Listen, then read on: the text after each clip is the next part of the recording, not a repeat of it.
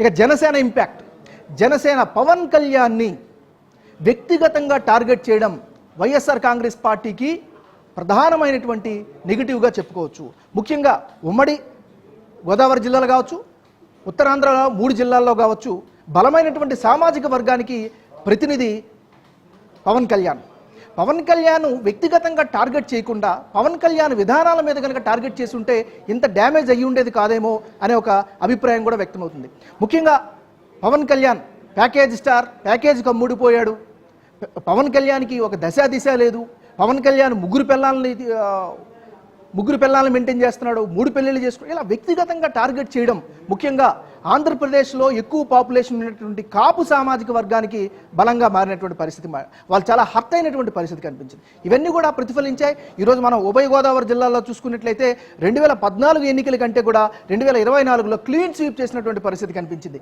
ఎక్కడ 151 స్థానాలు, ఎక్కడ డబుల్ డిజిట్ స్థానాలు, 20 లోపు అంటే చాలా దుర్మార్గమైనటువంటి ఫలితాలే కదా. నిజంగా ఒక రకంగా జాలిపడాల్సినటువంటి పరిస్థితి వస్తుందేమో కూడా అనిపిస్తుంది. ఎందుకంటే ఇన్ని వేల కోట్లు డైరెక్ట్గా ఇంటికి ఇచ్చారు. మరి ముఖ్యంగా ఇక్కడ వాలంటీర్ వ్యవస్థ గురించి కూడా మనం చెప్పుకోవాలి.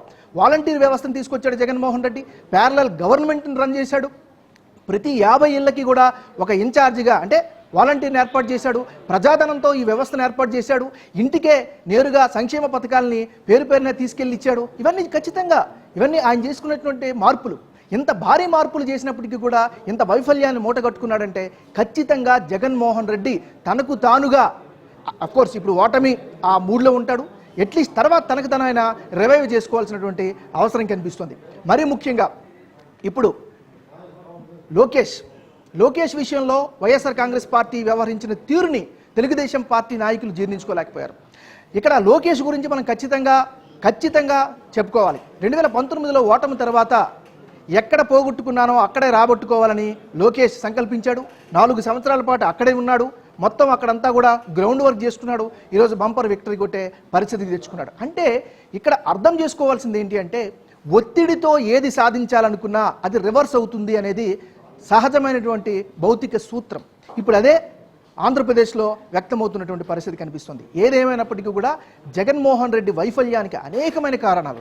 మరీ ముఖ్యంగా విశాఖపట్నం ఉత్తరాంధ్రకి ఆయువు పట్టేనటువంటి విశాఖపట్నంలో వైఎస్ఆర్ కాంగ్రెస్ పార్టీ నాయకులు వ్యవహరించినటువంటి తీరు, లేదా వైఎస్ఆర్ కాంగ్రెస్ పార్టీ గవర్నమెంట్ వ్యవహరించినటువంటి తీరు ఆ పార్టీకి శరాఘాతంగా మారింది.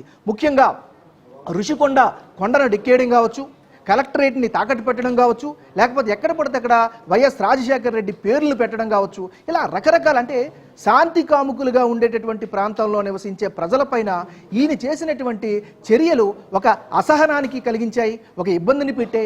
ఓవరాల్గా అవన్నీ కూడా ఈరోజు రిజల్ట్లో ప్రతిబింబించినటువంటి పరిస్థితి కనిపిస్తోంది. సో ఓవరాల్గా చూసుకున్నట్లయితే ఖచ్చితంగా ఇండియన్ పొలిటికల్ హిస్టరీలో మోస్ట్ డిజాస్ట్రస్ రిజల్ట్స్ని అయితే జగన్మోహన్ రెడ్డి మూటగొట్టుకున్నటువంటి పరిస్థితి కనిపిస్తుంది.